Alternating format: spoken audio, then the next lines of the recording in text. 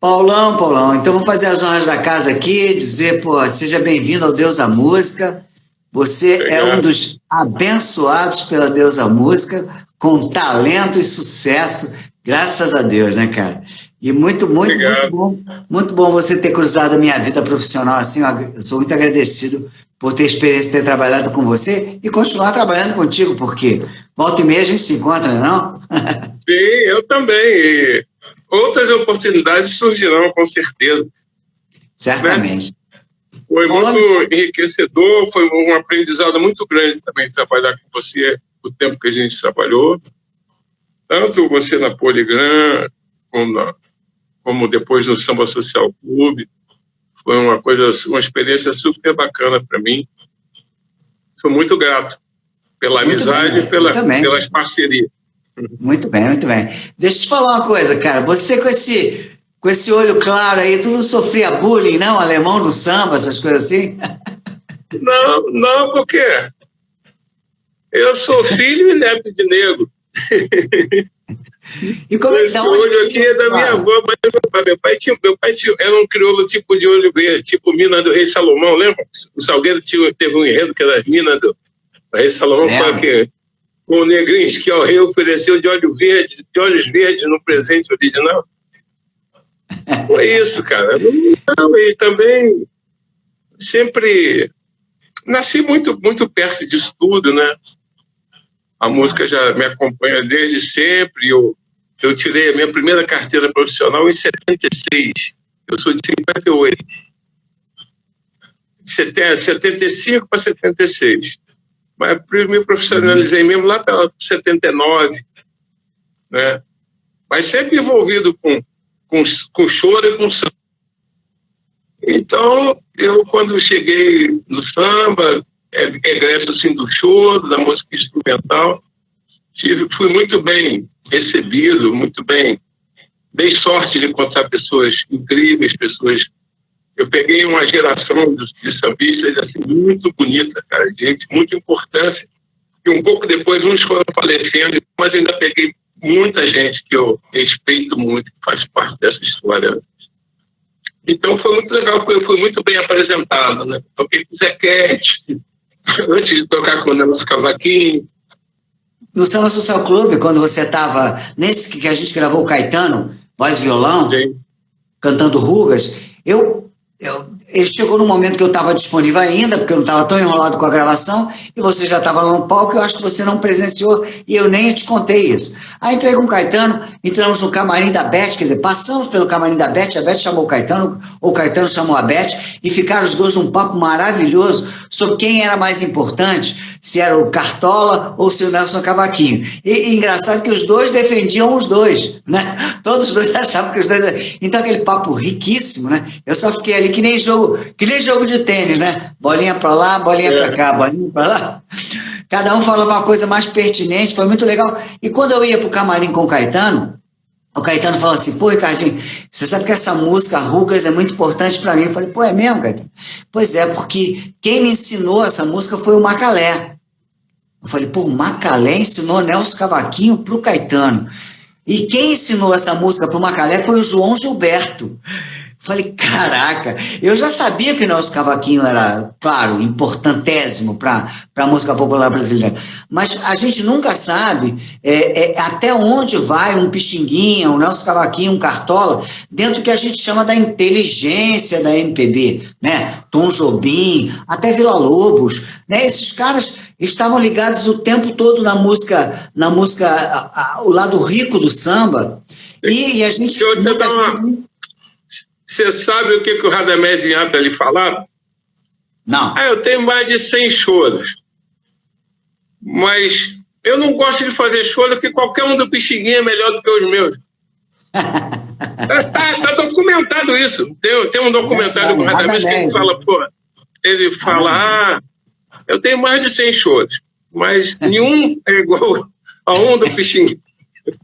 Então, o Pixinguinha foi orquestrador, né? Nelson Cavaquinho, um cara que fez sucesso na voz de Roberto Silva, de Ciro Monteiro, né? O Nelson não cantando, mas compondo, abastecendo. Cartola também, Cartola já com Francisco Alves, anterior até né? Então, esse é o legado que esses caras deixaram, é muito grande. E quando você vê, ele vai ultrapassando geração, vai dando um jeito. Às vezes é mais tocado, menos tocado. Tem períodos que está mais evidente, períodos que está menos. Mas eles estão aí. E eu ia encaixar uma pergunta em cima desse preâmbulo todo que eu fiz aqui, porque você começou a tocar com 20 anos com o Nelson Cavaquinho. E eu queria saber se você, quando começou a tocar com o Nelson, você já sabia o tamanho que era o Nelson? Já. E não tremeu na base? Pô, teve um show e quando eu comecei a tocar com ele, teve um período que era só eu, ele e Mauro Diniz, o show. Nós três. Ele fazia aquelas introduções fantásticas, ele grudava o dedo assim no violão e só tocava com esses 2 dedos. E era incrível, o som que ele tirava muito doido. E teve um show maravilhoso, que era o Turíbio Santos, a gente e o Nelson. Eu, o Mauro, Nelson e Turíbio abria o show, a gente acabava, fechava o show. Vocês faziam coro ou não? Não, nada, não tinha coro não. A gente só tocava, ele fazia aquelas introduções muito doidas, eu pegava da introdução para frente. Aí ele parava de tocar, debruçava assim no violão e a gente tacava fogo. Agora, teve um aniversário dele que nós fizemos no Teatro Carlos Gomes, aí tinha banda, tinha música pra caramba. Mas, de uma maneira geral, do corpo a corpo, éramos nós 3. E você fazendo 7 cordas, nesse momento que era você e Mauro Diniz? 7 cordas. Agora, me fala uma coisa, que raio de negócio de 7 cordas? Porque você é Paulão, eu sei por quê. Porque você é um Paulo grande pra cacete. Por que você é 7 cordas? Eu também sei. Agora, por que 7 cordas virou sobrenome? Dino 7 cordas, Carlinhos 7 cordas, todo mundo quer 7 cordas, 7 cordas. Você acha que é porque o instrumento é difícil de tocar e porque tem muita personalidade e acaba dando nome para as pessoas? Não, essa é uma prática do choro. Porque às vezes tinha muitos instrumentistas com o mesmo nome, entendeu? Fulano do cavaco, Manuel Flauta. Isso é uma coisa que veio do choro. Que durante um período muito grande, os músicos de choro se agregaram, se juntaram com o pessoal que fazia aquele samba mais de batucada, mais tradicional, porque precisava de algumas introduções, então o pessoal do choro tinha um domínio maior da questão de partitura, principalmente o pessoal de harmonia. O choro só tinha o pandeiro, né? Então o que o nego fazia? Misturava os percussionistas com aquela base de regional. Então, sempre teve essa ligação muito grande. Então algumas maneiras foram sendo... Né, uma coisa absorveu a outra. Então, esse negócio do cara ter o nome Joel do bandolim, Jacó do bandolim, né? Nelson Cavaquinho, tocava cavaquinho. Tocava. Tem uma gravação no disco dele, que tem... O Nelson tem duas participações em discos próprios. Um é um que o Sérgio Cabral, o pai, produziu, que ele toca cavaquinho numa música.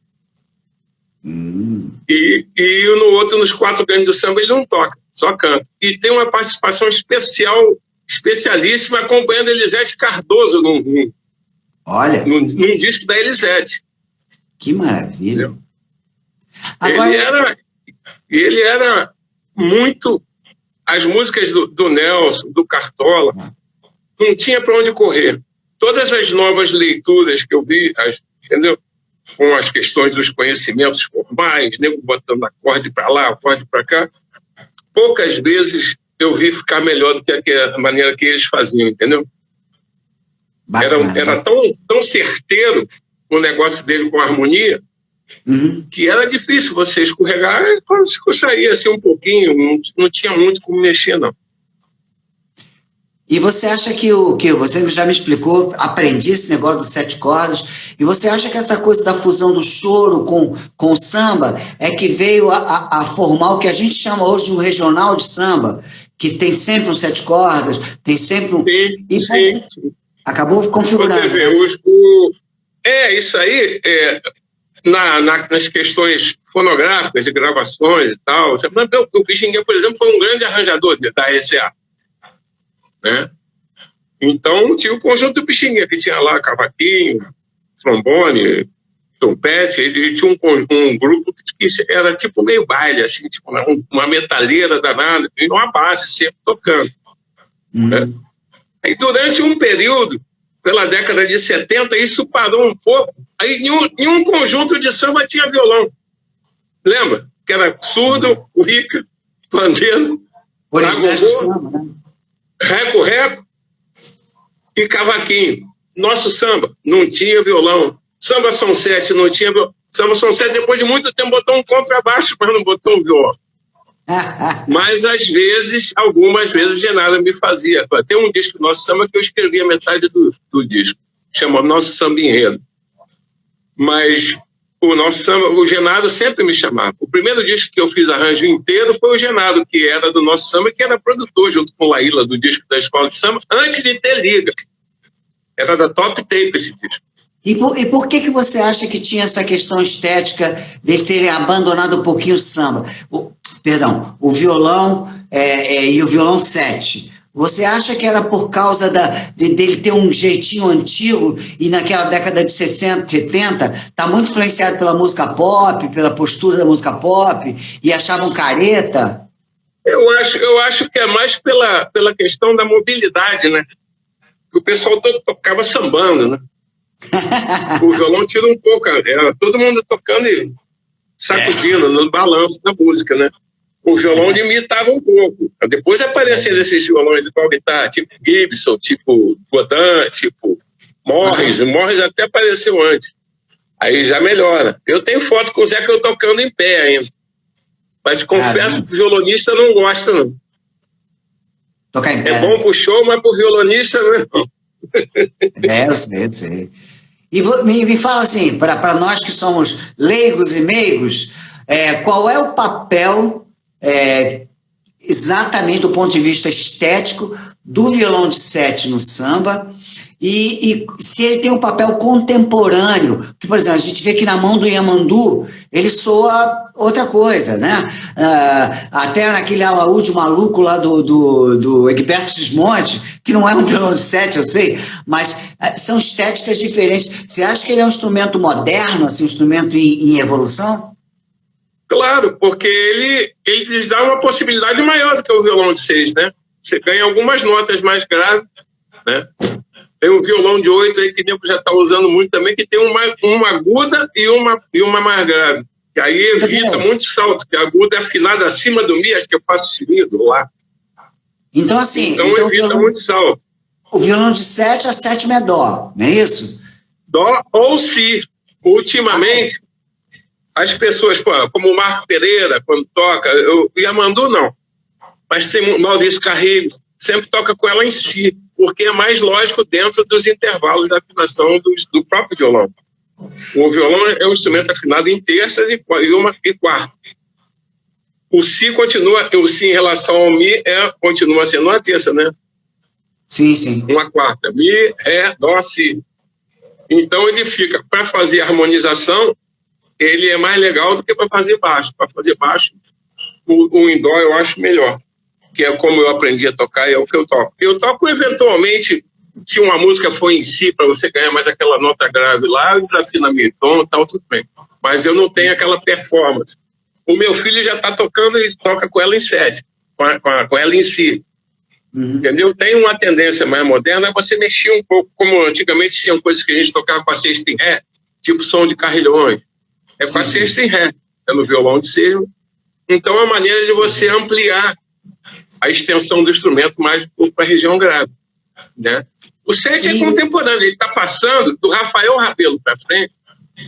Nem foi o Rafael que começou a tocar violão com corda de nylon. Ainda foi o Luiz Otávio Braga antes do Rafael, que era da Camerata e tal. O Luiz é professor de violão. Era dos Carioqui, era do Galo Preto, do início da formação do Galo Preto. Galo Preto. Então, aí eles foram começando a experimentar, porque o 7 cordas era todo mundo tocar com corda de aço. Pelo menos até a terceira corda. O sol dá um diferencial muito grande, porque o violão ele é um instrumento que do grave para o agudo, se essa corda sol não for muito boa, ele dá um desequilíbrio, dá uma morrida muito grande quando você vem fazendo a frase. Isso no violão com corda de nylon. Sim. Mas o violão com aço, aquela terceira corda ali já soa pra caramba, já estala. que o Dino fez? O Dino que formatou essa escola toda. O primeiro cara a usar violão de 7 aqui no Brasil, então foi o Tuti, que tocava com Pixinguinha, tá? Eu, mais uma vez Pixinguinha. Só que ele começou a usar, mas não desenvolveu o instrumento, porque faleceu, não teve tempo hábil para ele. Então ficou um tempo. O Dino tocava violão de 6 com o Benedito Lacerda, no regional do Benedito Lacerda.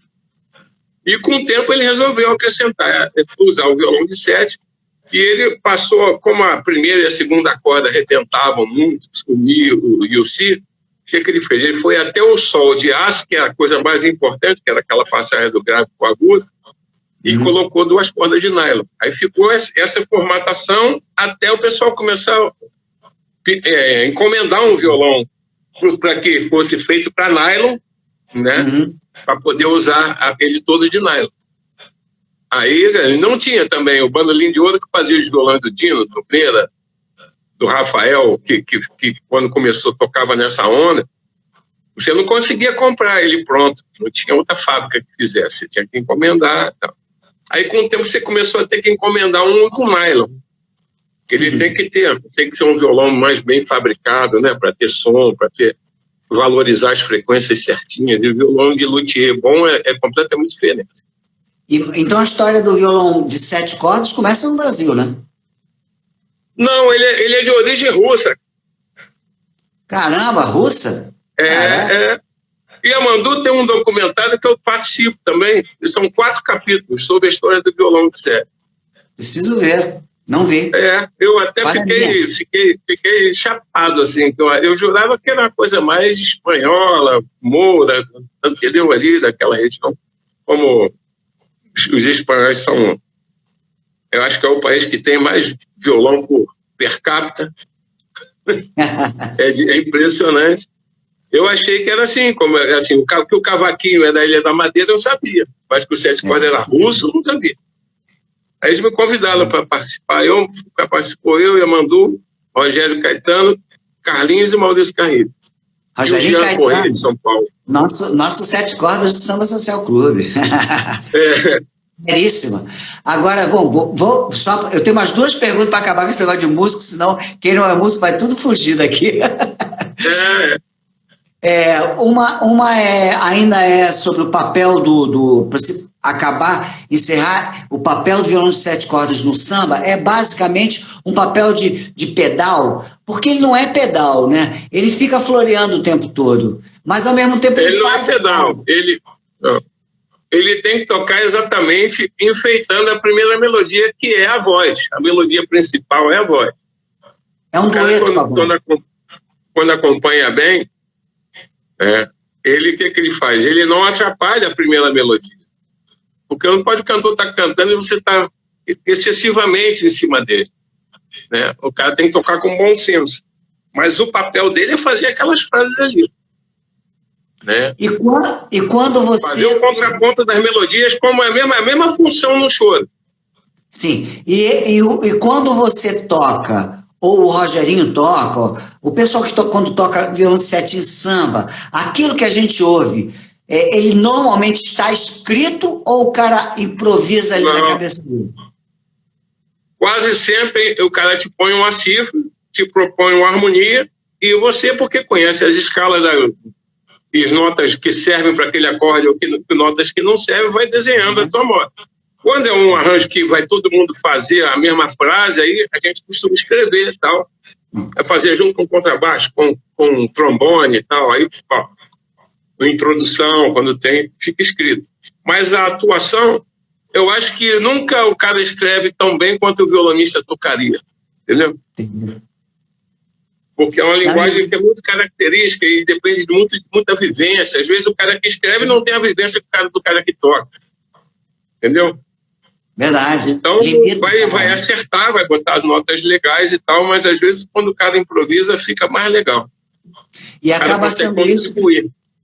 E acaba sendo isso que dá personalidade, a diferença de um para o outro, né?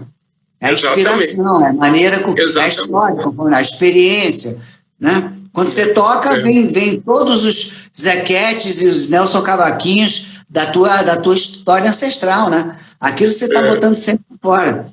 Então a técnica, não é que a técnica seja subalterna, mas talvez a inspiração e o caminho, a experiência fale mais para o violonista de 7 cordas do que a própria técnica, né? É porque porque você fica com repertório na cabeça, com muita coisa, com muito material, com muita frase na cabeça. Você só faz isso. Então você fica com um monte de alternativa. Última pergunta, eu prometo sobre... falando de músico. Eu noto, eu falei isso até com o Rildo, quando eu falei com o Rildo aqui, eu falei de você e falei que quando eu fiz o Samba Social Clube, como produtor, e como homem de gravadora, mas aí produzindo ali nos ensaios e tal, não sei o quê, eu pude reparar finalmente as questões de harmonia, que eu ouvia.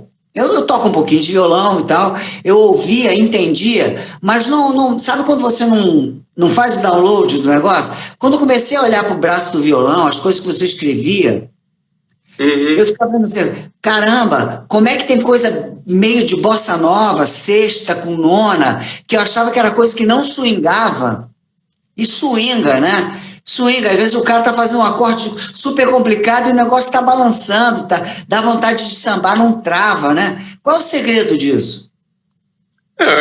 Primeiro que você tem que tocar junto. Quando a gente toca junto, tem que tocar junto. Não cabe aquela vaidade de você ficar querendo fazer tudo que você sabe em 4 minutos de música, né? Não dá tempo de você mostrar tudo que você sabe. E é parte mesmo, o fraseado, ele tem muito balanço, já tem um swing na própria construção. E a gente do samba social conseguia perceber isso com muita clareza, porque a base era só corda. Né? Nós já tivemos Rogério, Zé Carlos, João Afera, Mauro Diniz, né? Zé Luiz Maia. Né? Então a gente tinha um sopro, fazia umas introduções, às vezes a gente dava uma misturada com... Mas aí isso fica mais evidente. Porque às vezes em gravação você usa 30, 40 pessoas numa faixa.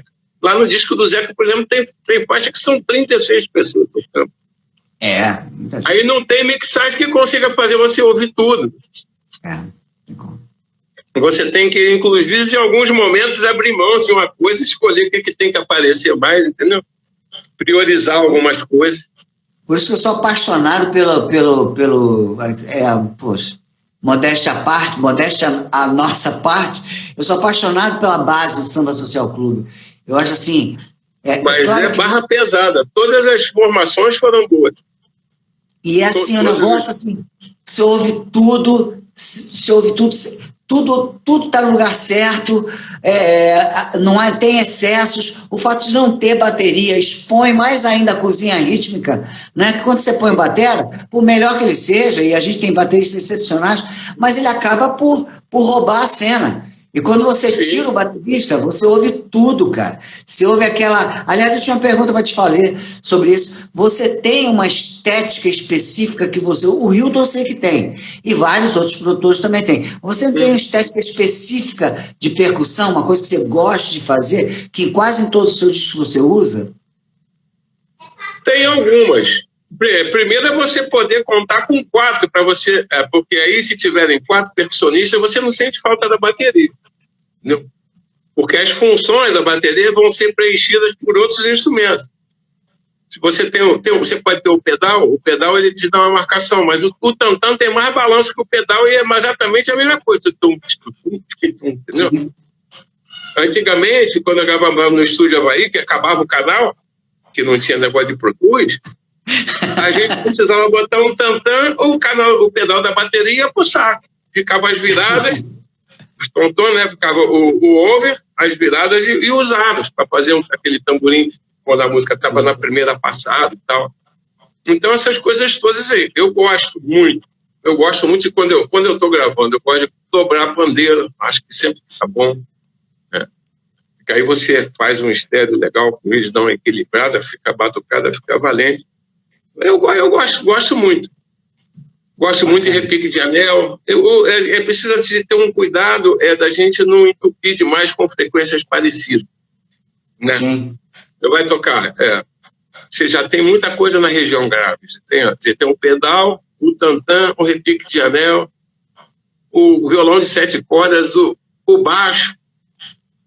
Então é legal, esse Hildon, inclusive, me ensinou muito nesse aspecto também. Já antes de eu conviver com ele, já tinha o ensinamento de ouvir, né? Essa questão de dar as limpadas em determinados momentos, entendeu? Tirar um pouco de frequência igual no momento. Toca aqui junto, sabe? Quando você tem baixo e 7 cordas tocando juntos, 7 cordas toca mais como se fosse uma marcação, né? Ele sai o surdo, aí o baixo passa para tum, tum, e o 7 cordas pode brincar. Quando você quer que o baixo atue mais fazendo frases, você tira o violão do 7, que aí um atrapalha o outro, né? Já que você tem o 6 lá na base fazendo a harmonia. A química das dinâmicas. Então essas coisas assim que eu gosto. Eu gosto da coisa... Eu acho que assim, o que ganha em samba é tocar pouco. Todo mundo tocar o que tem que tocar, sabe? E tocar pro grupo, pensando no grupo, pensando na música e tocar junto, procurar interagir, né? Aí você vê aqueles diálogos, um pandeiro faz um negócio, o tamborim responde, um cara vai puxando o outro. Agora, a última coisa é que você tem que chamar quem sabe e não atrapalhar também. Tá certo. Isso é muito importante. Se você chama um cara porque você admira ele, não atrapalha ele. Não chama as pessoas para fazer uma coisa que não é da onda dela. Sim, claro. Entendeu? É para tocar junto, não é para tocar contra, né? Isso. Então você não estressa ninguém, não se estressa. Quando você precisar de uma coisa específica, você sabe, chama aquela pessoa. Aí pronto. Vai estar dentro do universo do cara, não vai ter problema, não vai ter estresse, o cara não vai se enervar, nem você vai se enervar ou exigir demais da pessoa, né? Tem que ter esse meio campo, né? De morder e soprar, né? Sem dúvida. Briga com o cara, depois vai lá, falando, porra, mas tá tocando pra cacete. Mas não é brigar, não. Você diz o cara o que você quer, sem magoar ninguém, então só como uma questão de relação mesmo, inerente à função que você está exercendo ali. Muito bem, então... Deixa eu ver aqui, ó. Oi? Hoje em dia tem muitos músicos vaidosos não formam um time. Jogo de ego mata a música. É o que eu acabei de falar. É verdade. Ego é só com canário, né? O canário, o cantor tem que ter o ego mesmo, é o ego da música. O resto está só amparando, a não ser que você esteja falando num choro, numa música instrumental, é isso, outra coisa.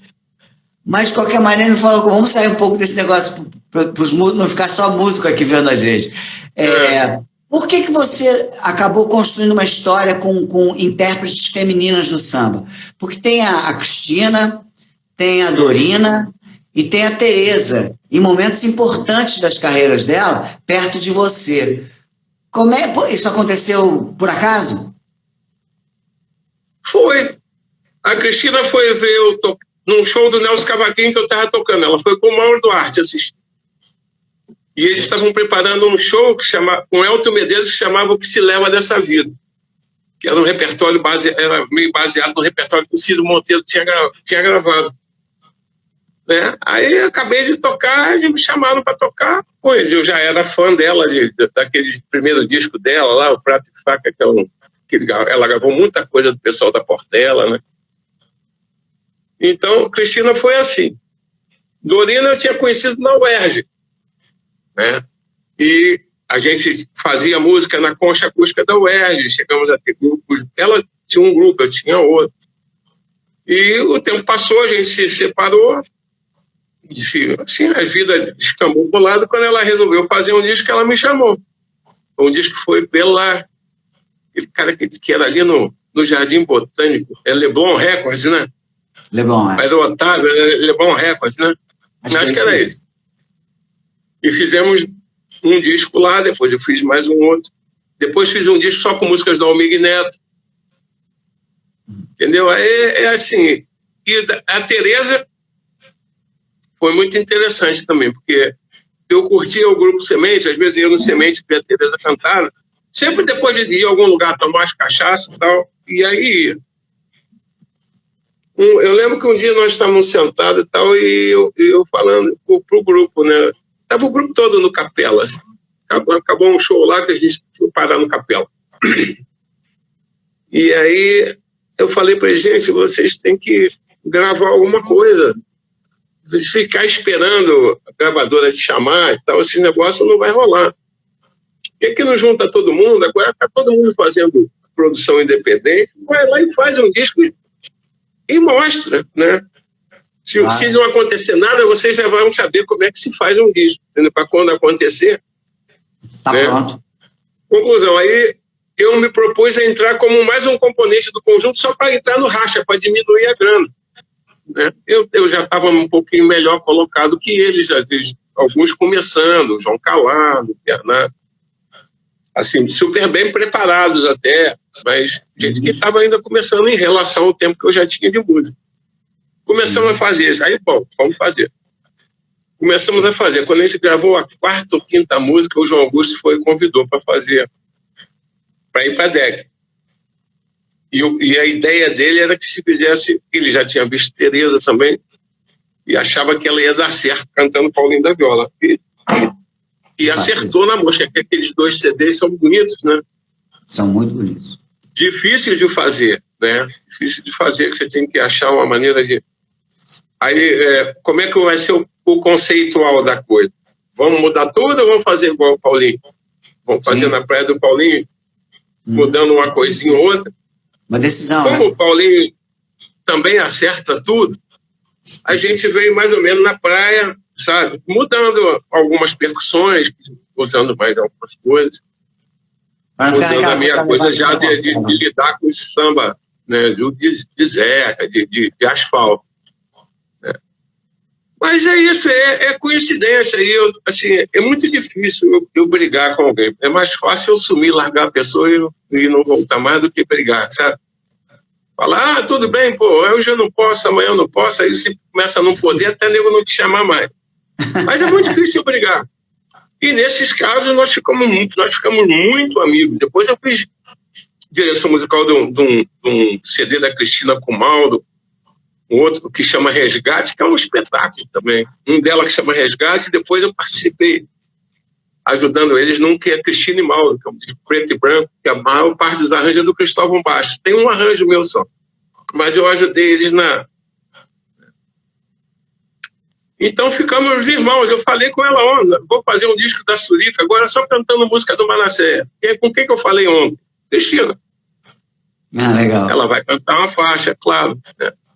É isso que eu acho. Aí, por exemplo, você pega a Surica, propõe cantar Manassés, ela vai arrasar, que é o universo dela, não tem, entendeu? Ela vai se sair bem. Mas por exemplo, no Moisés Marques, eu fui tocar no primeiro disco do Moisés, que não era produtor. Aí, pô, gostei pra caramba, dei meus palpites, porque eu senti que não estava muito firme algumas ideias, né? De que quanto a questão é a gravação, a instrumentação. Eu tenho 2 arranjos e tal, mas... Aí no segundo, o João Augusto me chamou para produzir, aquela que tem Pretinha Joia Rara, então um disco que eu gosto pra caramba, a música foi pra novela. Tal. Mas aí, pô, fico de boa com todo mundo. Eu não sou muito... Agora, eu não sou fácil de lidar, não, mas eu sou muito leal e muito sincero, então... Eu acho que você sempre sabe o que eu tô achando. Eu sei que você é fácil de lidar, mas eu aprendi quando você não gosta das coisas, eu já tive experiência com isso. Mas a gente se deu muito, muito, muito bem, porque quando nós trabalhamos, principalmente no Samba Social Clube, né, nem no Zeca, nem no Casa de Samba, a gente ficava um pouco mais distante, apesar de ficarmos próximos. Mas ali no Samba Social Clube a gente era parceiro, um junto com o outro. A gente não combinamos nada, mas a gente tinha uma delimitação de funções tão claras e um respeito mútuo tão claro que a gente não teve nem possibilidade de brigar, nem chance de brigar, que não tinha tema para brigar. Quando eu precisava de alguma coisa de repertório, como por exemplo, lembra que eu perguntei a você, queria tanto uma música para o Nelson Sargento e para o Monarco fazerem, que falasse de Mangueira, de Portela, não conhecia o samba. Aí você veio com aquele samba perfeito, que era do Monarco, Oh, meu Deus. Ratinho, Monarca e Ratinho, velhas companheiras. Velhas companheiras. E acabou que o Monarca ficou doente, lembra? A gente acabou botando o Mauro, que felizmente estava na banda, e representou o pai muito bem, ficou lindo. E, quer dizer, só para ilustrar um momento que a gente um entrou na seara do outro, como se eu fosse capaz de mexer em harmonia e em arranjo, né? Não estou dizendo isso, não. Eu sou incapaz disso.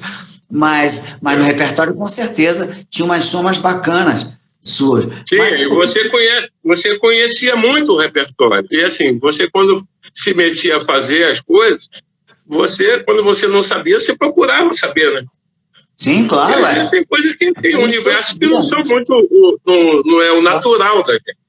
Claro. Mas se você vai fazer, você tem que aprender, né? Para não chegar boiando. Claro. Senão você chega sem poder falar nada, mesmo que queira. Porque se o cara não conhece nada, ele não pode falar nada. Eu lembro. Rapaz, você sabe que o negócio... Eu sou de Braz de Pina, que é subúrbio da Leopoldina, né? Conheço bem. Pois é, ali, Vila da Penha, Braz de Pina, Penha Circular... Tem um parente na rua Irapuá, sabe? Irapuá? Irapuá, sei. Bom, então, assim, estou dizendo isso para dizer que eu cresci mesmo no subúrbio. Até os 22 anos eu morava em Braz de Pina. E o subúrbio da Leopoldina, eu acho que é exemplo de quase qualquer subúrbio aí do Rio de Janeiro, ele tinha duas vertentes. Era o samba e eram os bailes. Nos bailes você ouvia música internacional, até que a música mecânica venceu. Quando a música mecânica venceu, entrou a soul music. James Brown, Aretha Franklin, a banda, a JBs, essa coisa rica, bacana, americana. Soul... Tu pensa que eu não tinha um sapato verde e preto para ir no bom senso, dançar James Brown? E tomar um hi-fi? Claro que tem. Todos nós íamos. Botava aquele metalzinho na sola para escorregar melhor? Garoto! Mas eu tô dizendo. Às vezes eu tinha que vender uma groselha na praia para fazer dinheiro para ir ao baile. Às vezes nós rolava uma vendida de groselha no Galeão, Praia da Pica, algumas coisas assim, para fazer um dinheiro. Fazia feira com a minha tia me dava grana para ir para o baile. Então, rapaz, mas eu dizia isso tudo para você e Zeca, apesar de não sermos... Eu sou contemporâneo-zaço do Zeca, eu tenho a mesma idade do Zeca, mas eu não acho que eu tenha a mesma idade sua, talvez eu seja um pouco mais novo ou um pouco mais velho, eu não sei, também não estou perguntando a tua idade. O que eu quero dizer apesar de eu estar conservadaço assim, eu tenho a mesma idade de você. O Zeca me pegou agora, dia 4. E eu faço 63 em setembro. Aí em janeiro ele vai, em fevereiro ele vai e me pega de novo. Mas nós temos a mesma idade. Eu tenho 61, eu sou mais novo, então. Mais novo. Muito, muito mais. Mas deixa eu te falar, mas a gente viveu a mesma coisa no subúrbio. A gente ouvia a rádio Tamoio e a Rádio Mundial, show dos bairros, ia ao baile. Quer dizer, a gente foi fornido no mesmo ambiente. Você tinha perto de você alguma escola de samba, o Jacarezinho, sei lá, e eu tinha o Tupi de Braz de Pina. O Zeca tinha... Quem ele tinha? Mano, eu tinha mais perto a Portela e o Cacique, lógico. De coração, que eu quero dizer, não geograficamente. Mas eu quero dizer que a gente vivia num caldeirão que misturava um monte de coisa. E a rigor, quem trouxe... A gente acabou de falar de Dorina, que é uma cantora branca de samba. A gente não está falando de etnia nem de preconceito, pelo amor de Deus. A gente acabou de falar de Cristina Buarque de Holanda. Pô, mais sangue azul do que tem a Cristina, filha de historiador, irmã de Chico Buarque. E a gente só falou da Tereza até agora, né? Mas, que é uma miscigenada, né? Ela não é totalmente, é meio índia, meio branca, meio negra. E se a gente colocar Clara Nunes e Bete Carvalho, a gente vai começar a achar que toda vez que o samba se moveu na classe média, ele ficou mais fora do agoniza, mas não morre. Porque eu fico pensando, e você me corrige, por favor, pelo amor de Deus, se eu estiver falando besteira, se a Bete Carvalho não tivesse gravado 1.800 Colinas, não tivesse feito a opção pelo samba, talvez ela não tivesse ido no Cacique, talvez não tivesse surgido o Fundo de Quintal, talvez o Zeca não tivesse tido a oportunidade dele, talvez um monte... Eu fico pensando, que chato que o samba sempre precisa da classe média, né? O samba nunca conseguiu se impor pela própria força, né? Desculpa, isso é meio um desabafo, eu fico preocupado com isso. A gente fica sempre torcendo para que seja mais equitativo essas possibilidades, né? Sim. Mas aí é aquele negócio, aí teve um período que a gravadora também influenciou muito, porque escolhia um padrão mais ou menos a relação do talento com o visual da pessoa tinha alguma importância, porque tem muita gente que cantava pra cacete que ficou de fora, né? Você vê cantora negra mesmo que a gente tem desse período assim, que em contexto eram Elisete Cardoso e Elza Soares. Elza Soares. Depois Alcione, né? Depois Alcione mais tarde. Mas Alcione também vem assim, eu gravei quase todos os discos da Juvelina, por exemplo. Ah, garoto, só coisa boa aí. Poderia. Eu acho que é uma pena, que eu achava que ela, com aquele potencial dela, eu ainda achava que ela ia encontrar outros caminhos. Entendeu? Ia manter aquilo e ainda ia encontrar outros caminhos. Mas faleceu. Nossa, ela tinha uma força. Mas tem uma galera boa aí, viu? Tem a Marina Iris, tem a Nina Rosa. Eu queria saber, não só de mulher. Sandra Portela, tudo gente negra. Eu gosto mais da Luísa Dionísio também, que eu produzi o disco dela. Você podia fazer a gentileza, Paulo, de montar uma playlist no Spotify desse da vida, de indicações tuas de artistas novos do samba, não só mulheres, porque eu fico sempre um pouco, agora que eu estou morando em Portugal, eu fico um pouco mais perdido ainda, sem referencial, e fico caindo na armadilha de acreditar que o samba não tá mais para agoniza do que pro vive, entendeu? Porque eu não tem uma galera bacana aí, mais nova, raçuda, que faz roda de samba pela rua, pelas praças aí. Eu mesmo tenho uma roda de samba toda terça-feira. A Nina Rosa, tá vendo? A Nina é ótima. O rapaz já está falando aqui, amo o Fábio. Toda terça-feira a gente tem uma roda de samba na Glória, chamada Gloriosa, e que tem uma parte, sempre um dos sets eu chamo as pessoas para cantar, né? Uhum. A gente sempre chama, não deixa um espaço muito maior por causa de tempo, mas sempre uma pessoa canta 2 músicas, assim. Volta e me aparece gente assim muito surpreendente, né? E tem mesmo uma geração bacana, tipo João Martins, Pipa Via, tem um cara de Belo Horizonte chamado Dé Lucas, que eu também produzi o disco dele. Muito bom compositor. Em termos de autores, você acha que está surgindo gente? Porque, desculpa que minhas perguntas parecem prefácio de livro, né? Eu falo pra cacete de fazer pergunta. Mas a minha preocupação é que os referenciais, o que motivava o poeta do samba, o Nelson, o Cartola, o Candeia, era um ambiente que existia, um ambiente dos anos 50 até os anos 70, um ambiente romântico ainda do morro, o morro ainda não tinha descido completamente para o asfalto, existiam vários tipos de cantores, até do tipo galhofa, como era um pouco Bezerra, um pouco de Cro, existia um cenário motivador muito interessante. Hoje em dia o samba desceu um pouquinho, quando ele desceu para Lapa, ele conquistou a rapaziada e foi muito legal, né? Aí vieram os Moisés Marques, os Sementes, com muitos músicos. Produziu o primeiro disco do Pedrinho Miranda também, tinha até esquecido. Pedrinho Miranda. Pois é, isso foi muito bom. Mas em contrapartida, eu lembro que eu tive uma conversa, não vou dizer com que músico foi, para não ficar chato, porque não é específico do cara. Ele me falava assim, ele mostrou um samba lá, e o samba falava de barracão, de não sei o quê. Eu falei, cara, tu já morou no morro? Não. Então, falei, cara, você tem que encontrar uns temas que te falem a você.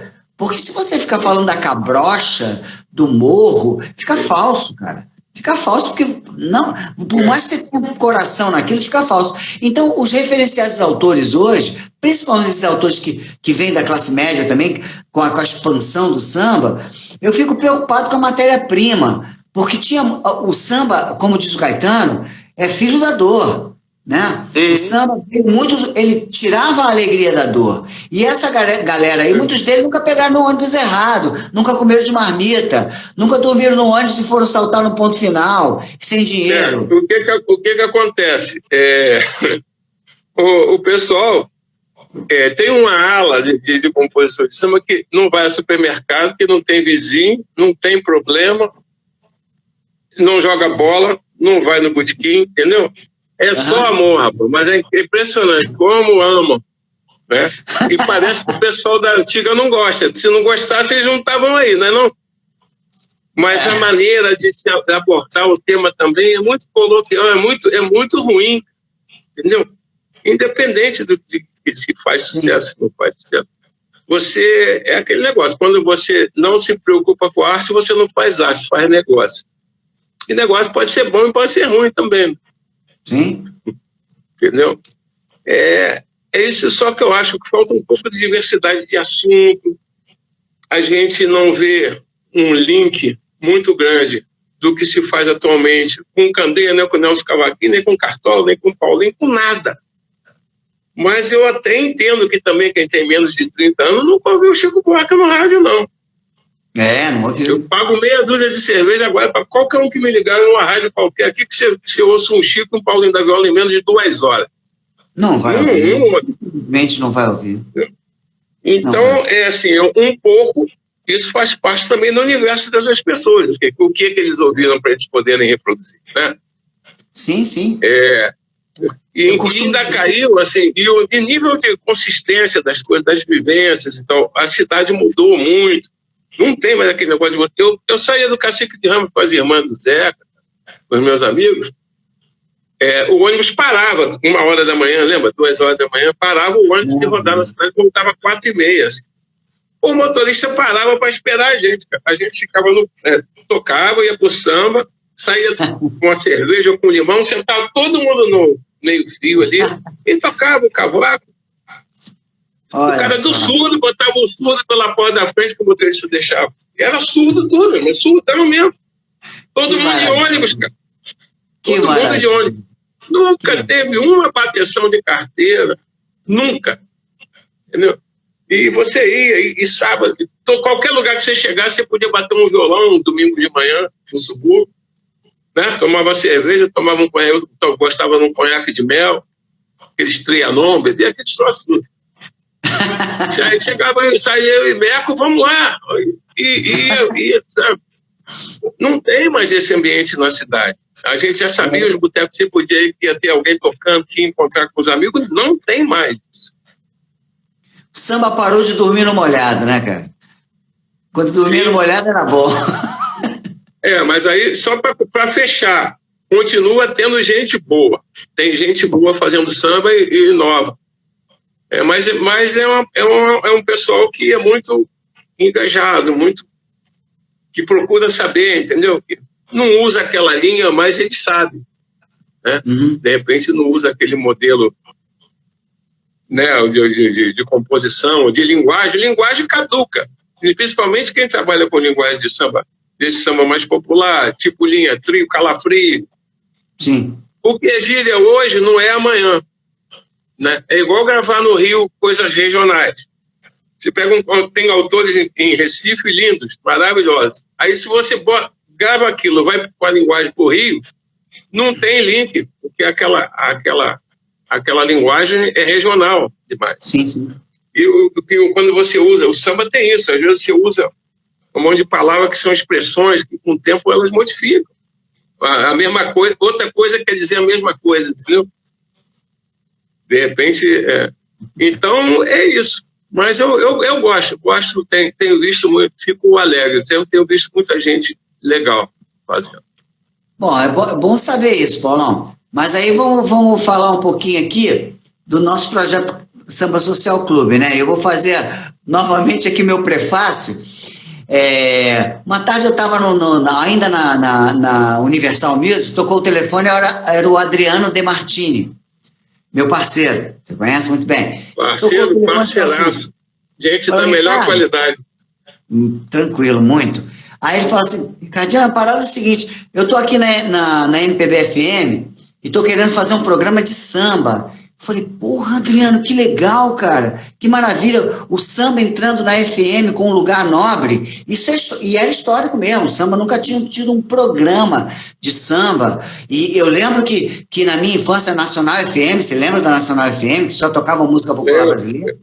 Para tocar um samba era difícil, de vez em quando tocava um Martinho, de vez em quando tocava uma Beth, Paulinho tocava mais, João Nogueira tocava um pouco mais, os sambas de asfalto tocavam um pouco mais, mas era difícil, era tratado com um certo preconceito o samba. E quando o Adriano falou isso, eu falei... Antes disso, só a Rádio Tropical, um pouco antes, né? A Rádio Tropical, quando eu era o Armando, o seu Armando tocava muito samba, era direto.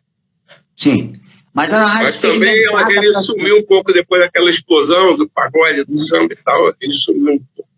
Então, mas a introdução é porque o Adriano chegou e falou, cara, eu vou fazer um programa e só encontrei um nome, e esse nome foi você que inventou, eu falei, que nome é esse? É Samba Social Club. Eu falei, que eu tinha feito um disco chamado Samba Social Club, em inglês, porque era uma coleção posterior, para pegar um pouquinho o Buena Vista Social Club, né? Pegar o paralelo, quer dizer, o samba daqui estaria como aquela música latina para Cuba, como o jazz para Nova Orleans, para o americano, o samba traçando esse paralelo. E ele falou, pois é, eu falei, mas não vai chamar de Samba Social Club, né? Pelo amor, não, vamos fazer Samba Social Club. Depois ele me chamou para lá e eu falei, bom, vamos fazer, eu vim aqui para fazer disco, né? Aí quando eu comecei a montar, veio logo o teu nome na minha cabeça, porque, assim, eu amo o Hildo de paixão, mas o Hildo já estava super ligado com Casa de Samba. E eu não queria tirar ele de Casa de Samba nunca. Até porque eu achava que ele tinha feito aquela grife e ele merecia aquilo, e meu DNA também estava no Casa de Samba, porque eu também fiz Casa de Samba. Falei, claro. vou chamar, entre aspas, uma nova geração, que nem é nova geração em sentido de geração, sim, ele é nosso mestre, né? O Rio. Uhum. Então, eu lembro quando a gente foi para uma churrascaria, você e Barney, conversar, e eu fui te propor. E eu não te conhecia muito bem, eu te conhecia mais ou menos, que a gente se encontrava no Jaqueirão, às vezes, nas reuniões de repertório, às vezes no samba. Mas, pô, eu achava você grande pra caramba, você invocado, você ia me dar uma... Pô, você ia se aborrecer comigo se eu falasse uma besteira. Eu não te conhecia bem, né, Paulo? Pô. Aí eu falei, pô, será que o cara vai topar? Pô, quando você topou, foi uma alegria que eu falei assim, ai, meu Deus do céu, a estética tá garantida. Porque eu queria alguém que soubesse pintar o quadro, entendeu? O quadro estava meio na minha cabeça, mas estava nebuloso, precisava um pintor, um Salvador Dalí, um de Cavalcante, um Portinari para pintar aquilo. E você, quando somou, eu falei, caraca! Aí eu, quando falei que eu não queria usar bateria, e você também não queria, não sei se você lembra desse papo, quando a gente chegou na bateria, eu falei, ai, que lindo, casou tudo. Por isso que as 4 primeiras edições, uma dessas partes foi as que eu fiz, são inesquecíveis, porque assim, é exatamente porque o Samba Social Club, e você me deixou livre, você tinha toda a oportunidade para discutir várias coisas de repertório, e você sempre foi muito elegante, porque você entendeu o que eu estava fazendo. Eu queria botar na boca dos artistas músicas que eles não sabiam que eram boas com eles, e assim, modéstia à parte, eu quase não errei. Aqui e ali eu falei assim, essa foi meio... Deu muito certo. Mas deu muito certo. Os artistas cantando. E assim, a Teresa Cristina, quando foi fazer Na Beira do Mar, falou assim, eu adoro a Umbanda, eu não sei o quê. Quando o Moisés Marques foi fazer Conselho, ele falou, pô, foi o primeiro samba que eu cantei. Tinha um monte de coisa mediúnica ali, que eu falei, caramba. Sim. E isso era muito legal. A única coisa que virou piada pronta, Paulão, você deve ter lembrar disso, é que eu falei assim, pô, eu ouvi falar que o Almir Neto tinha parado com tudo. Porra, ele foi morar em Tupã, ele não bebia mais, ele não fazia nenhuma gracinha. Falei, pô, genial, maravilhoso. Então eu vou botar ele pra cantar Não Sou Mais Disso. É a cara, não é? Falei pra você que eu não sou mais disso, sensacional. Só que ele chegou cedo demais e ele tomou o bar inteiro. E ele entrou cheio de gafanhoto na boca, você lembra disso? Você que eu não sou... Eu passei ele ficava preocupado que Tupã é longe para Dedéu, né? É longe. É São Paulo, lá pro lado de Bauru, lá para aqueles cantos, quase Mato Grosso. Quase Mato Grosso, é. E ele ficou lá, morando, casou com a Cristina, ficou lá. Por um tempão. Com uma rédea curta, né? Saía para fazer o show e voltava logo. Ela botava muita pressão nele para ele não ficar, né? Pelos lugares que ia fazer. Mas aí, às vezes, a gente se anima, assim, fica muito tempo sem ir num lugar, né? Lógico, cheio de amigo, né, pô? Não, mas não é crítica nenhuma. Pô, o cara é um gênio, cara. O que a Beth Carvalho, que eu respeito muito, que eu particularmente acho que é a maior cantora de samba, porque eu não coloco nem a Alcione nem a Elza nessa discussão, porque eu acho que elas cantam outro samba. Elas cantam muito, elas são quase samba jazz, e elas têm outros instrumentos. A Beth, ela sabia como cantar samba, cantava samba naquela direção, e eu achei que foi a melhor de todas. Até, na minha opinião, passou um pouquinho a Clara Nunes, porque ela mergulhou de... A Clara, às vezes, era meio MPB e tal, ficava meio ali no meio, e a Beth, ela seguiu... E a bandeira do samba que ela segurou com uma veemência, a Beth chegava a ser chata, às vezes, de tão opinião que ela tinha em relação ao samba.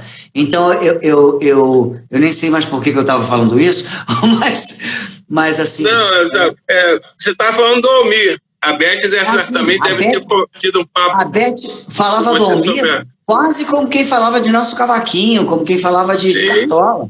Ela respeitava o Almir pra caramba. Mas o Almir era barra pesada mesmo. Assim. A família do Almir, eu já toquei com o pai do Almir, seu Iraci Serra, era o violão do Salgueiro, do carro do Salgueiro. Mas um dia nós fomos na casa da presidente do Clube do Choro, na época, a dona Lúcia Batista. Aí ele foi com o seu Simval Silva, que era compositor, fazia música para Carmen Miranda. Amiga para essas coisas. Conheci os dois. Eu conheço o seu Iraci, conheci o pai do Almir. Ele era muito bom de violão e bom compositor para chuchu também. Tem uma irmã, o Louro era sensacional, então, como diretor de bateria, tocava cavaquinho, compunha muito samba também. Tinha uma da irmã dele que era boa de couro para chuchu. Entendeu? O pessoal lá do Morro do Salgueiro, dos bons tempos, em que tinha muita música, tinha jongo também, Caxambu, né? Era Serrinho e Salgueiro, que eram os lugares aqui que tinham isso bem, com gente praticando, né? E Almir foi diretor de bateria do Salgueiro também. Era Almir, Arengueiro e Cabelo Branco, os 3 diretores de bateria. Depois entrou Ernesto. E ele sabia de tudo. E você acha que depois daquela geração que a gente chamou de pagode, aquela que veio Almir, veio Zeca, veio Jovelina, veio essa turma toda que as pessoas começaram a chamar de pagode, né? Que pagode era mais um evento, virou um estilo musical, né? E depois, subsequentemente, o pessoal de São Paulo, só para contrariar, o pessoal do samba mais pop, veio também com esse carimbo de pagode. Depois que essa geração do Cacique, que o Fundo de Quintal abriu, aí deu o filhote Arlindo Cruz e Sombrinha, Jorge Aragão, Almir Neto, todos os artistas solos. Depois disso, a rigor, eu acho que o samba não apresentou, me corrija se eu estiver errado, nenhuma geração, assim, todo mundo contemporâneo da mesma idade, atacando, todo mundo compositor, todo mundo gravando disco. Acho que falta um pouco. E isso é uma geração chegando juntos e com força. Sim. Você não acha? Mas a conjuntura também mudou, né? Pô, bastante, né? Todos esses aspectos que a gente falou, socioeconômico, tudo mudou, né? Passava pela sua cabeça alguma vez que agora você poderia lançar uma música sem ter gravadora, sem ter que prensar, sem ter que fazer nada, igual é hoje? Pela nossa não passava mesmo. Então as coisas, e isso aí, o que acontece? Também individualiza muitas atitudes, né? A pessoa fica naquele, bom, vou fazer minha live, eu vou fazer minha plataforma, vou lançar aqui, entendeu? Sim. Não tem, assim, a gente não tem aquele lugar que congrega que todo mundo vai, como era o Cacique. E o Cacique, ele era suprapartidário. E aí o cara saía da Portela, aí, entendeu? O cara que é portelense, Salgueiro, Mangueira, Vasco, Flamengo, que gostava de samba antigo, de samba novo, ia. Tinha uma pelada antes do samba, entendeu? Você chamou atenção para um negócio que eu nunca tinha prestado atenção, Paulo. Você tem razão. Porque havia as agremiações das escolas de samba que tinham suas cores, que tinham a sua opinião, até a sua estética, né? A Mangueira, diferente do samba de quadra que era da Portela. Todos eram amigos, mas de certa forma eram competidores, até porque eram competidores no carnaval. O Cacique era meio América, né? Era uma agremiação que era um bloco e que era um bloco. Sim. Então, o que aconteceu? O Cacique, um dos caras fundadores daquele roda de samba lá era filho do João da Baiana, o Neuci. João da Baiana do pandeirista que tocava com Pixinguinha, com os outros patudos, entendeu? Então, a coisa não era assim largada. Eles tinham uma história já de subúrbio também, né? O Birani, o Biraci. Tem um irmão deles de criação, o Jorginho, que arrebenta, toca muito pandeiro. Tinha o outro, Walter Cabelo Branco, que nem chegaram a ficar conhecidos. O seu Hélio tocava tantando de olho azul, um baixinho assim. Só quem é dessa época lembra dele. Não chegou a pegar a explosão, entendeu? Dida, parceiro do Jorge Aragão, e parceiro do Neuci. Neuci, Dida e Jorge Aragão, Dida do violão. Então, tinha Mussum, não saía de lá. Mussum, cara, era assim, um ponto mesmo de encontro que o pessoal ia. Como tinha o samba no Helênico, lembra? Cheguei a tocar no Helênico, Minerva, Helênico. Isso tudo foi acabando, né? E dentro das próprias escolas havia, assim, um dia sempre o pessoal encontrava para tocar samba, extra samba enredo, fora do samba enredo. Né? Isso aí. Daí surgiam parcerias, né? Surgiam parcerias, surgiam encontros, surgiam discos. O Rio do Oro me contou. Aí, por exemplo, aí tem parceria do Dida com o Noca da Portela. Entendeu? Pois é. E aí dava essa coisa boa que né? Eu não sei. Outras coisas, outras configurações onde acontecer. O Rio agora está passando por um momento que, se der certo, assim, agora entrou um prefeito que gosta de samba. Isso passar, e está no momento das rodas populares, das rodas feitas na rua, da ocupação dos espaços públicos, está crescendo muito. Isso com o Crivella. Tu imagina com o Eduardo Paes, vai melhorar. Certamente. Entendeu? Com o Crivella mesmo, essa minha roda mesmo tinha um link lá com a prefeitura, através da Nilcemar, neta do Cartola, que quando o Crivella ela era a secretária de Cultura, ela não aguentou. Saiu com 3, 4 meses. Então, mas logo que ela esteve lá, ela ajudou a gente com a infraestrutura para você fazer a coisa na rua, né? Claro. Você vai ocupar o espaço público, você tem que ter banheiro, segurança e luz, né? Pelo menos, para começar. Claro, então, a gente tem essa nossa roda. Tem a roda que é o time de crioulo, que ocupa menos espaço na Glória, lá perto da rua lá na Rua do Russo, perto da Rádio Globo. Entendeu? E esses movimentos começaram a se fortalecer muito. Tem muita roda na rua hoje no Rio. Eu acho que se der isso passando por uma organizada legal, entendeu? Pode criar um novo. Vai render muitos frutos bons. Vai render muita coisa legal. Pois falo, Paulo, depois que eu produzi, eu e Alfredo Galhões, seu colega de banda, produzimos um português cantando samba, bonito pra caramba, e aí eu aviso os amigos aqui que, aliás, ele está aqui com a gente, o Nuno Bastos, para os amigos que gostam de samba, que ouçam o disco do Nuno Bastos, modestamente produzido por mim e pelo Alfredo Galhões, que a gente faz só o repertório do Ratinho, chama Coração de Zalinho e Sambas de Ratinho. E você falei que o cara é português, mas se eu não falar, vocês nem não vão dizer que o cara é português. O cara ama samba. Se o samba dá certo em Portugal, ele tem que dar certo no Rio de novo. Não é possível. É só acender a favor. Lugares assim. Agora o estado que é maravilhoso para o samba é São Paulo. Sempre foi. São Paulo sempre acolheu os cariocas, né? Inclusive. Teve um período que eu quase estava morando lá, de tanto que ia. Ficava tantos dias seguidos em São Paulo.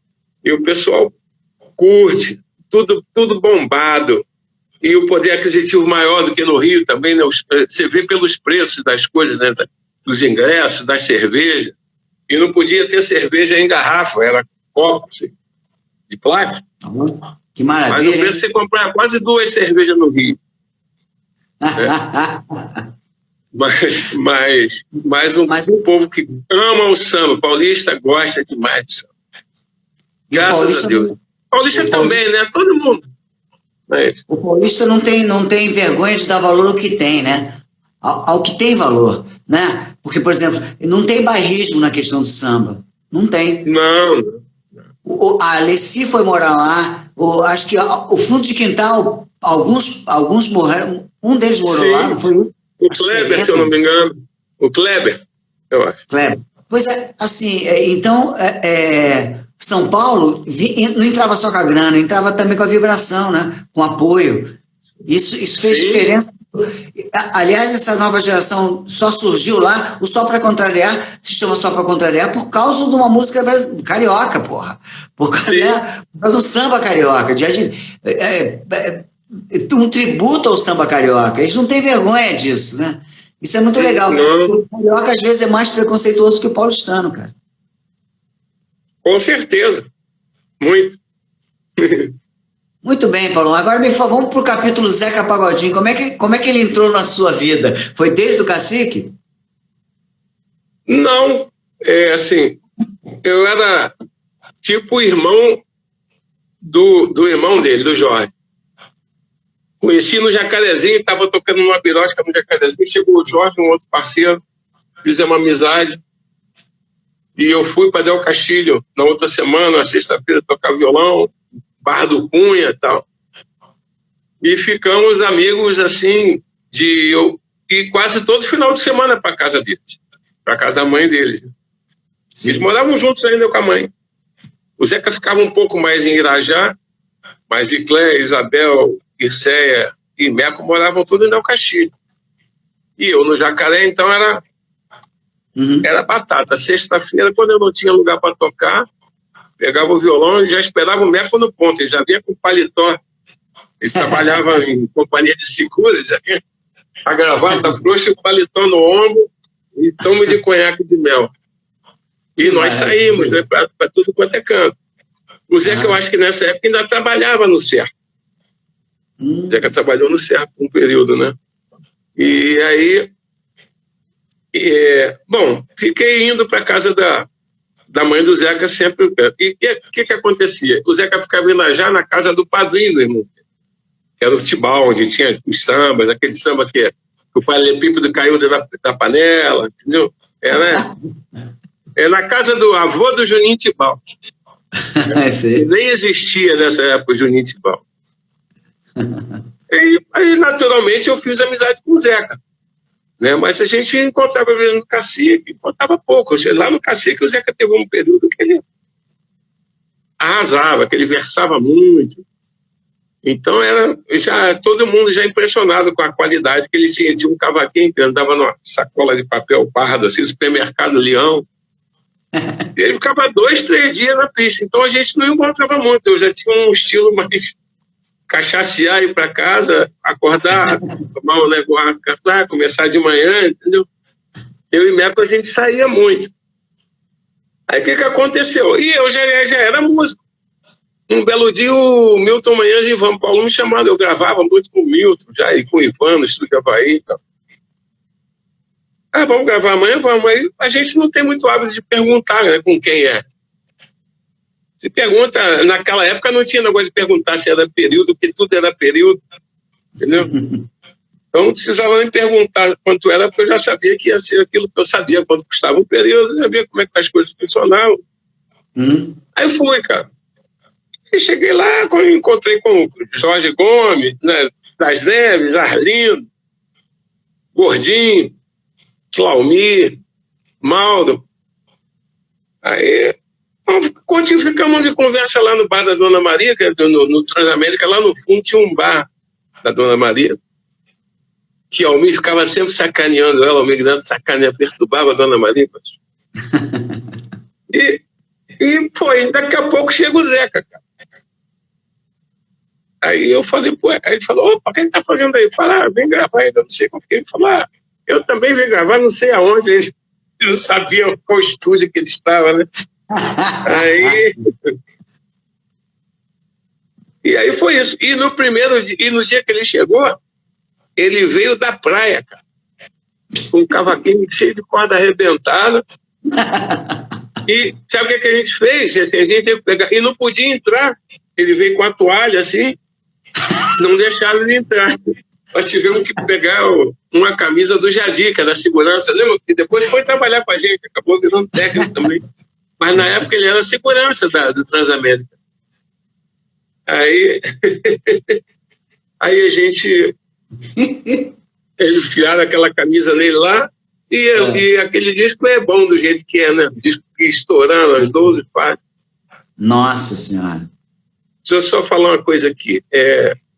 Oi, Ana, o Carlinho mora no nosso coração. Carlinhos, das melhores pessoas que eu conheci na minha vida. Me dou com o filho dele, Tiago, me dou com a Ellen.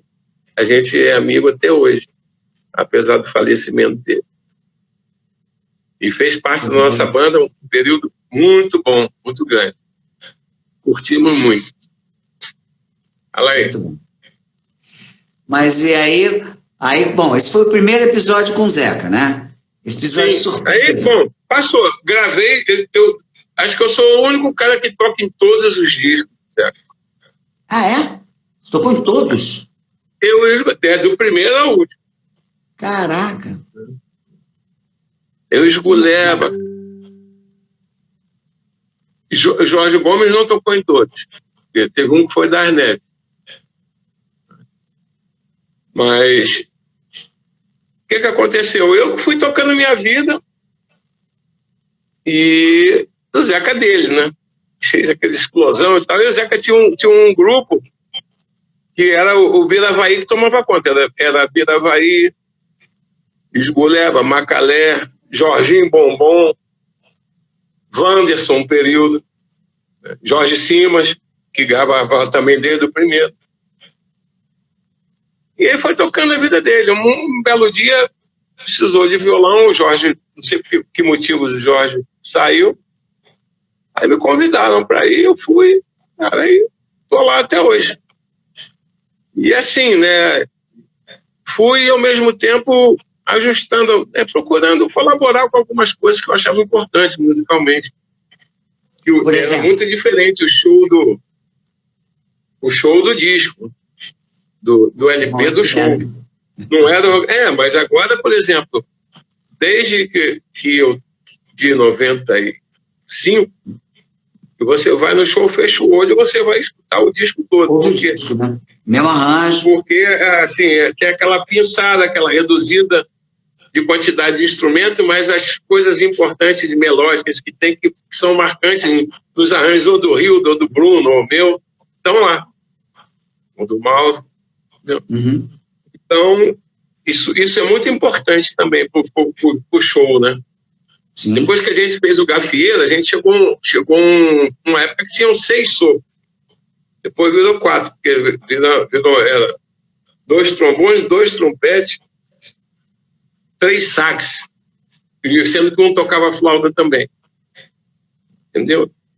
Depois a gente reduziu também, porque para poder viabilizar a questão de viajar, né? A banda até há pouco tempo eram 14, 15 caras. É muita gente. Então foi isso, fui fazendo. No início não tinha muita introdução, eu tirava as introduções todas de violão, porque a formação também não tinha nada para fazer a introdução, né? Aí com o tempo as coisas foram mudando, aí se ajeitando e tal. E a relação? A amizade é muito grande, a alegria e o profissionalismo também. O Zeca, quando delega algum tipo de coisa para você fazer, ele não se mete. Você fala, faz aí para mim. Ele chega lá e faz do jeito que... Ele chega e pergunta como é que você fez. Como é que tá aí, entendeu? É muito difícil de se meter uma vez ou outra, mas são coisas assim que são naturais. Aí o que acontece? Que sempre aconteceu, desde que eu entrei. Eu pegava as coisas, levava para o show, aí naturalmente ele não repetia uma primeira parte. Quando eu sentia que era uma coisa natural na cabeça dele não repetir, pegava o lápis e rabiscava a repetição, entendeu? E aí vai, até hoje é assim.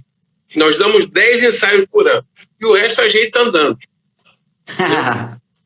Ajeita andando, né? Ver o que é mais natural, o que não é, para não tumultuar. Como diz o Desses 10 ele vai a 2. Desses 10 ele vai a 2. Como diz o Rildo, as melancias vão se ajeitando no caminho, né? Bom, e com o Rildo foi isso. Foi uma coisa muito legal, porque o Zeca tinha gravado no disco da Beth com o Rildo, mas não tinha amizade com ele, nem nada. Foi lá gravar o Camarão que Dorme. Sim. E eu fui fazer um show na inauguração do Universidade do Norte Fluminense, lá da Cirbeira de Cinema, com o Rildo. Eu tinha feito um show do Partido Comunista com o Rildo, que a gente tinha que tocar internacional e tal. Era um show do Partido Comunista, fizemos lá um show Noca também, era do Partido Comunista, certo?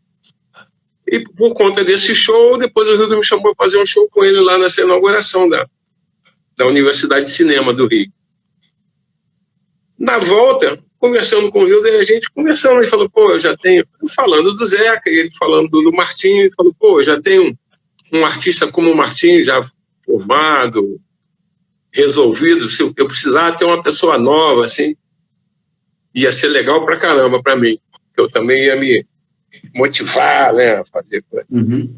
Conclusão, eu cheguei e falei isso com o Ney Barbosa, que era o empresário da época, que tinha sido meu aluno de violão, era meu colega de pelada lá no Campo do Chico. Ney Barbosa? Ney foi meu aluno de violão. Ah, não sabia. Que hoje mora aqui em Portugal. Tá morando aí? Ah, sim. Gente super... À época, a Cristina tinha cidadania. Isso. Aí, o que aconteceu? Eu fui e conversei isso com o Ney. Estava ainda na RCA, estava indo para a Universal. Né? Foi o Samba Paz Moça. Aí encaixou tudo. O Zeca achou bom, o Rildo queria, né? Fiquei de assistente, em vez de tentar me meter com isso, naquele momento, né? Fiz aquele meio campo, ajudei lá, então, fizemos como é que as coisas funcionavam, né? E fiquei de assistente do Rildo uns 5 anos lá. Depois eu deixei de ser assistente e toquei a bola. Continuo fazendo os arranjos lá e tocando. Então me fala uma coisa, eu também estava na Universal quando rolou o Samba das Moças, mas eu não era IR ainda. Então eu acompanhei de longe. Pela tua experiência, pelo que você viu acontecer, você chamou a atenção do Rildo para o Zeca Pagodinho, porque ele também estava querendo um artista proeminente, novo, que tivesse nos cascos para ele. E o Rildo teria levado a ideia do Zeca para a Universal, você sabe dizer isso? Se foi isso? Eu acho que foi o Ney mesmo, porque eu tinha tocado com o Ney, produção do Max, no disco Pérolas da Beth Carvalho, lá na Som Livre ainda. Esse eu era o artista, Pérolas do Pagode. Na Som Livre. Pérolas. O disco da Beth Carvalho chama Pérolas. Chama Pérolas. Aí, não tem dúvida aqui que eu fiz um disco. Foi produção do Max, lá na Som Livre. Não, esse que eu fiz foi o Renatinho Correia que produziu. Tô confundindo. Sim. Então o Ney tinha esse link, conhecia o Max também. E aí juntou, cara. Falou desse interesse, o Max tinha muita vontade também de que a coisa fosse feita de uma outra forma. Foi muito importante pra gente também. Segurou a onda das ideias do Rildo, que tinha um orçamento legal para fazer. Também bem democrático, dava as sugestões, sabe, claro. Sem impor, e sempre falando das coisas com pertinência, e aceitando também, quando perdia não ficava aborrecido, quando perdia numa proposta lá qualquer, para mim. Isso eu acompanhei bastante, cara. Sempre foi muito democrático, sempre foi muito conversado. Era bom se todo mundo ficasse feliz. Eu acompanhei várias reuniões de repertório, onde a gente definiu coisas, às vezes coisas que não eram o gosto do artista. O Zeca cedia, o Rildo cedia, a gente cedia. Por isso que deu certo, né, cara? Por isso que deu certo. Como diz o Rildo, não pode quebrar a corrente, né? A corrente estava... Muito bom. E até hoje, pô, caramba, até hoje você está com o Zeca. Quantos anos são, então? 95, você falou? Não, mais de 95. Tem 34 anos com ele. 35.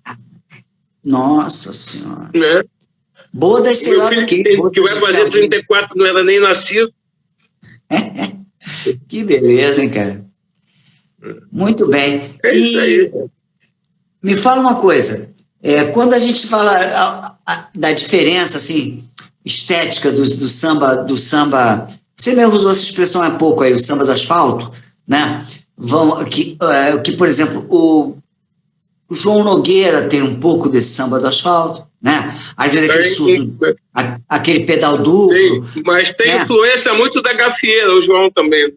Também. Aliás, tem um samba... De baile de gafieira, né?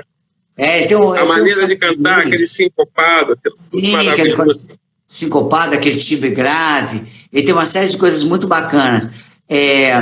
Mas você é um arranjador que lida bem com essas duas vertentes do samba, né?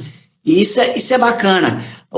A que você deve essa facilidade com que você tem de trabalhar com as duas estéticas? É o fato de você ser um músico que estudou, que veio do choro, que veio do... O que te faz tão à vontade? Porque é claro que os arranjadores, Paulo, não sei, normalmente eles estudaram um pouco mais, porque senão não podia ser arranjador, né? Tem que saber escrever. Quando o cara sabe escrever, o cara ouviu Pixinguinha. Quando o cara... Radamés Inátali. Não, o cara já tem Guerra Peixe. O cara já vem... Vila Lobos até. O cara já vem de uma escola, sei disso. Mas você é um cara que veio do Jacarezinho lá, do Estácio Jacarezinho. Então, eu fiz basicamente esse curso de teoria com meu avô. Estudei um pouco lá na escola de música do Guerra Peixe, algumas coisas assim, avulsas, né? Porque eu queria fazer violão na faculdade. Não tinha violão oficializado com grade, com currículo. Você tinha que fazer licenciatura ou regência ou composição para estudar violão com o Turibe aos sábados. O Turibe que institucionalizou o curso de bacharelado de violão na UFRJ. Que maravilha, Turibe, sim. Então, mas não tinha. Né? Mas é isso que te habilitou a trabalhar tranquilamente com essas duas estéticas e, na verdade... Sim, e aí gostar... E uma coisa que eu aprendi também com um maestro muito importante, que falava, músico, antes de estudar de qualquer coisa, tem que ouvir música. Ouvir o que você gosta, ouvir o que você não gosta.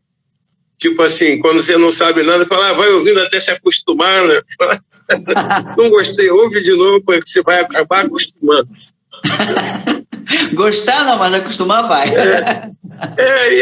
E aí, quer dizer, quando eu fui precisando das coisas, assim, eu fui buscando quem sabia e pegava aula particular, dava aula de violão a domicílio para poder cobrar mais, chegava lá, pegava 3 aulas minhas para pagar aula lá no Guerra Peixe, lá na Maria Aparecida, no Nélio Rodrigues.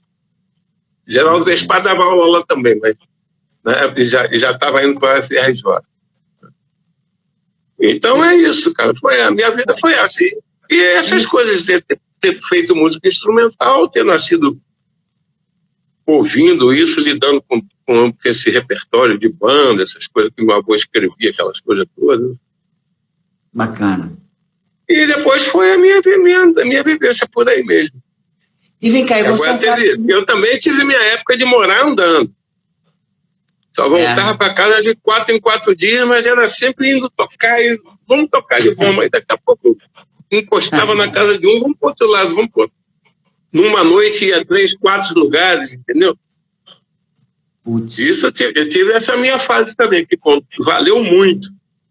Ir para a gafieira e ver Maestro Carioca, Maestro Cipó, Severino Araújo. Eu tocava no intervalo. Quando o Circo Voador foi para Lapa, que saiu do Arpoador, Eu tocava nos intervalos da Tabajara, com Moreira da Silva, Dona Ivone, um monte de gente. Que maravilha. Agora, Paulo, uma coisa, você dos maestros, enfim, do pessoal do samba, talvez seja um cara que mais entrosado com a internet, né? Você tem até um projeto Samba Nosso de Cada Dia, não é isso? Sim. E assim, você lida bem com... Esse é extremamente, assim, desenvolto não, mas é porque, assim, eu tenho um amigo que é meu produtor, que toma conta do meu Facebook, entendeu? Mas aquele Samba Nosso de Cada Dia era uma coisa minha mesmo, ele mandava só o link lá, eu mesmo me virava daqui, porque ele fica em Santa Teresa e eu em Itaipuaçu, né?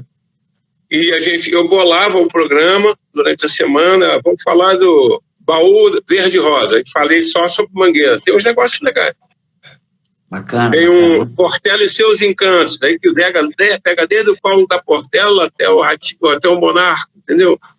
Bacana. E alguns fiz um só de samba sincopado, fiz o samba que não pode faltar, o samba que não pode faltar, aquele samba que toda roda tem, sabe? Sambas que não podem faltar na roda. Sim. Aí Opa, pegava vou dar uma olhada aí pra... Fiz o Nelson Cavaquinho sozinho, fiz o Cartola sozinho, fiz o Candeia sozinho. Né? Essas coisas assim que eu gosto. Isso que eu vi recentemente você, Rogerinho Caetano e Zeca fazendo Rosa do Pixinguinha, isso foi Fizemos dentro... Rosa e Doce de Coco. Doce de Coco. Tem o Doce de Coco também, procura o Doce de Coco, sabe qual é? É um choro do Jacó com letra do Hermínio Belo Carvalho. Claro. Conheço, adoro. Acabamos essas duas. Pô, essa Doce de Coco eu não vi.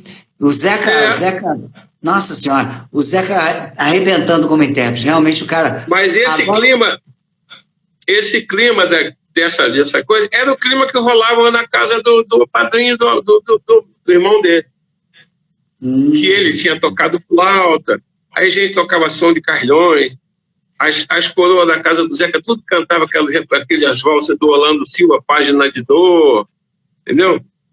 Se Deus um dia olhasse a terra e visse o meu estado, músicas do Pedro Caetano, Claudio Cruz, entendeu? Então, isso pro Zeca é mole, porque ele tem essa memória, tem isso já, que de tanto que rolou, no DNA. É natural nele. Muito isso. Bem. Por isso que é fácil, e né? até Zeca... isso dá um sabor. E ele é um grande intérprete de samba, porque ele tem esse swing do sincopado, entendeu? Sim. Ele se apropria do negócio que parece que é dele. Tudo que ele canta parece que é dele. Parece que é dele. Ele mistura esses elementos todos. Atrasar os andamentos, as esperas. Pô, ele já canta com a divisão do Zeca é uma divisão de maestro, né? Um cara que é senhor da divisão. Quando nós fizemos o Gafieira, que o Miltinho foi participar, ele levou pai e mãe para ver o Miltinho, que todos os discos, ele sabia do que o Miltinho tinha. Entendeu? Eles ficavam conversando com essa música aí, tem no disco lá em casa e tal.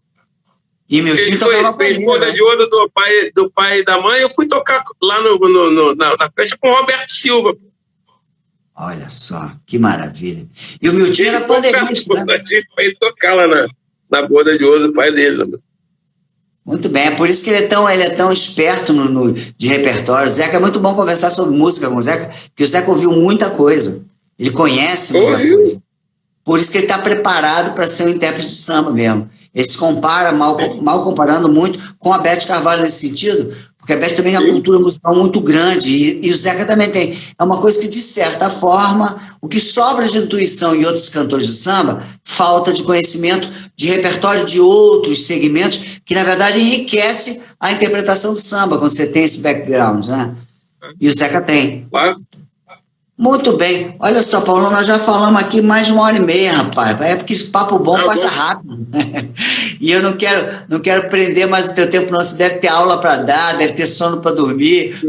Tá bom, Paulão. Pô, muito obrigado, cara, pelo teu tempo, muito obrigado pela tua simpatia, muito obrigado pela tua contribuição para a música. Você é um cara que faz diferença mesmo, cara. Se eu boto o Paulão é uma coisa, tiro o Paulão, fica ruim, entendeu? Então, assim, pô, é um grande prazer poder chamar você de amigo e ter participado de tantos projetos bacanas contigo, cara. Que Deus te abençoe e Deus a música nunca saia do seu lado. Obrigado. Tá bom? Muito obrigado pelo convite. Obrigado a vocês todos que participaram e que curtiram. Não deu tempo de eu responder as coisas que estavam rolando, porque estava, às vezes, distrava. Mas fiquei muito feliz e uma outra oportunidade a gente continua o papo. Com certeza. Fica com Deus. Tchau, tchau. Boa noite. Também. Tchau.